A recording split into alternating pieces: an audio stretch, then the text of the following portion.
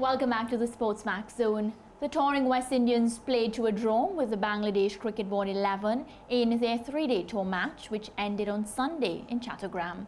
However, there were encouraging performances with both bat and ball.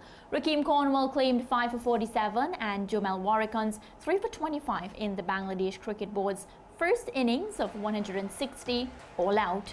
In the Windies' second innings, Nkrumah Bonner got 80 and John Campbell 68. While Raymond Reefer ended not out on 49, while wicketkeeper Joshua Da Silva made 46 in the Windies score of 291. The Bangladesh Board 11 reached 63 for 2 at the close of the contest. So George, Lance, of course, some promising performances from the West Indies. For me, I felt like, initially when we spoke about the West Indies versus the Bangladesh Board 11, the openers did perform, and then we had the middle order collapsing. From what we saw just now with the results, I felt as if, okay, Raymond Reefer, he pulled through. We had performances from Nkrumah Bonner. What did you get from this, George? I as I said last week, I have been seasoned not to read too much from practice games. So good performances, I don't get too excited. Ordinary performances, I don't get too downcast. The thing to take from this practice match, more this three-day match, is, and usually what I do as a formula, players that you have expectations of, players who haven't topped out or bottomed out at this international level.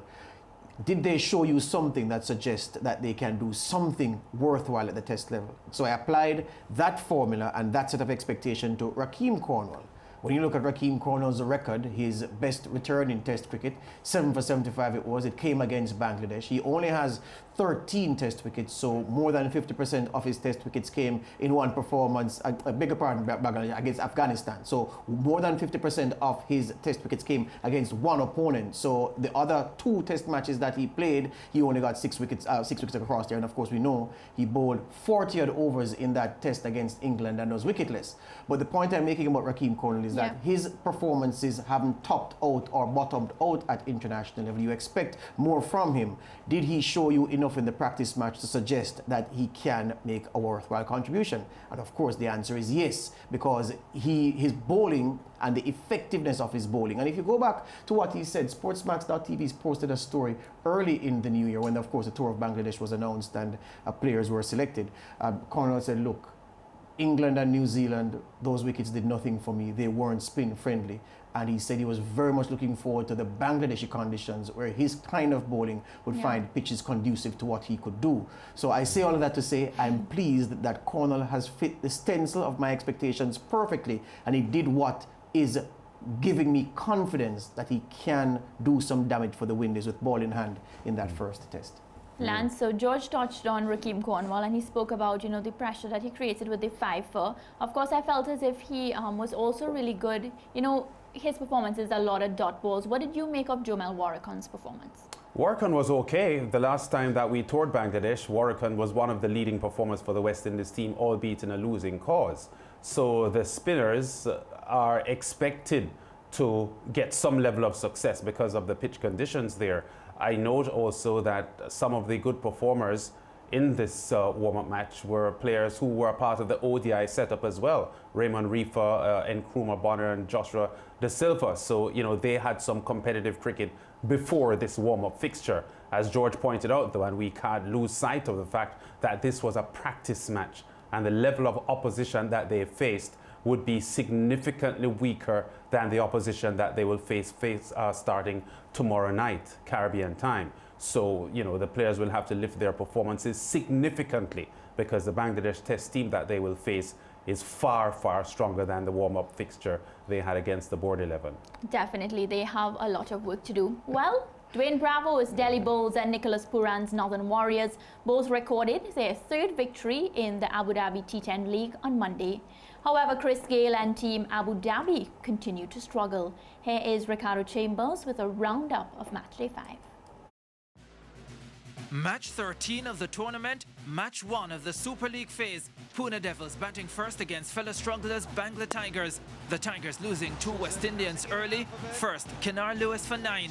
He hasn't reached double figures since his first match heroics. Then, Chadwick Walton, his contribution, only 4. 56 for 2 at that stage. However, Englishmen Tom Cullen-Cadmore with 48 from 25 and Alex Davies with an unbeaten 41 from 21 propelled the Devils to a challenging 115 for 3. 116 for Bangla Tigers to get then. They lost Johnson Charles early. The St. Lucian getting to 14. Nice to go over long on, the chance and take it. But Captain Andre Fletcher put them back on track with 30 from 15 deliveries. The Grenadier going by the run-out route. Oh, is this in the air? Oh, big dive, unlucky. Oh, but is that a run-out? What a bit of fielding. The catch went down. Chirag Surya 30 and Tom Morse 38 then combined for an unbeaten 50-run third wicket stand to take the Tigers to their second win of the campaign.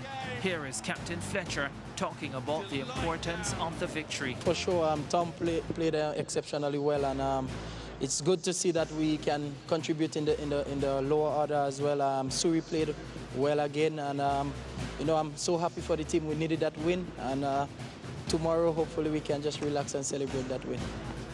To match 14 we go, where Team Abu Dhabi with Chris Gayle was sent to bat by Nicholas Purran's Northern Warriors, and it was quite a match. The Warriors pushing Team Abu Dhabi on the back foot. Luke Wright fought back with 33 from 15 deliveries before Red Emirates had him caught at 37 for 2. All this time Chris Gayle was there, the self-proclaimed universe boss, managing only 2, chipping a full toss down to Rovman Powell at long on. Gayle's slow start to the season continuing, just 20 runs from 4 matches so far. The England players have been very good in the Abu Dhabi T10, and thanks to 2 of them, Joe Clark, who made 50 from 24 balls, and Ben Duckett, who made 31 from 17 in an unbroken 85-run partnership, they took Team Abu Dhabi to 123 for 3. The Northern Warriors were up to the task though. Lendl Simmons and Wasim Mohammed putting on 121 for the first wicket. Mohammed falling in the last over for 76, with the Warriors still 3 away. And the very next ball, the captain Purran was also dismissed. And there it is. There it is. A little genius delivery. They needed 2 from the last ball with Rovman Powell on strike. Oh, well ball. Keeper. Oh, Mr. Hustle. Oh, no. Warriors winning thanks to the arrow. Purran surely delighted with their 3rd win. They're a wonderful partnership, to be honest. The most important thing at the end of the day is getting that 2 points and getting that win.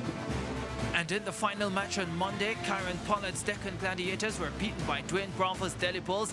The Gladiators batting first and posting 118 for 7. Sunil Narayan back at the top of the order, but he didn't contribute. Oh, that's better. So much better in terms of line and length. Captain Pollard though smashing 4 4s and 4 6s in an entertaining 47 from 18 deliveries. Ali Khan ending pick of the Bulls bowlers with 2 for 4, a wicket each for Bravo and Fidel Edwards. The Bulls though continued their impressive showing, racing to the target at 122 for 2. Guyanese Sherfin Rutherford with the winning runs, the left-hander finishing on 23. Here is Dwayne Bravo. We needed that break. Obviously, playing 3 games in a row, even though it's a T10 game, it will be taxing on the body. So we needed that break to refresh. It's good to have a loss as well, where we could rethink as a group, come fresh for today's game. You know, it's a very good game, and it's very happy with it, the way how the guys responding after a loss. The tournament continues Tuesday with 3 more matches, the first of which starts 7 a.m. in Jamaica, 8 Eastern Caribbean time. May I start with my winning Northern Warriors, Lance and George, and how exciting it has been to watch them. Of course, today was a close experience, but when you're confident and you're winning, you know, you just find that extra boost to go on. What did you think about that match? Of course, Lendl Simmons continuing to impress me with the bat.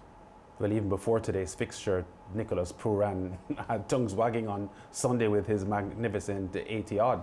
and he's such a powerful and clean hitter of the ball. Yeah. Nicholas Pooran, really, really impressive. We want to see him establish himself internationally and benefit the West Indies with these performances. George, how's your Pune Devils coming along? They was baptized. They're not living up to character at all, at all, at all. It's just not happening for me right now, for my team and for individuals of other teams. Pollard though, 47 off what, 18 balls, Yes. 4 fours, 4 sixes. 47. But lost, but it's still lost. Yeah, but I'm just saying individual performance, brutal hitting. I'm looking at the entertainment value, Whitaker. Yeah. And of course, I'm looking at Chris Gale too.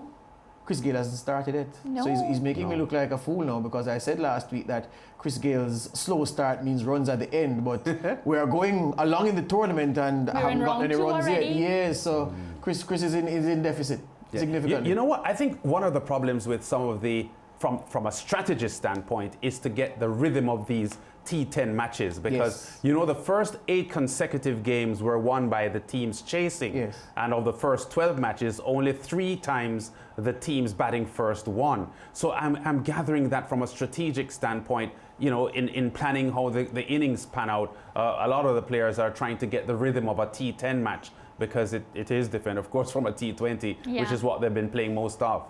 Well, T10 is exciting and mouth-watering, but we don't only have T10 on our channel. Of course, we have the Test series coming up, India versus England, something you don't want to miss.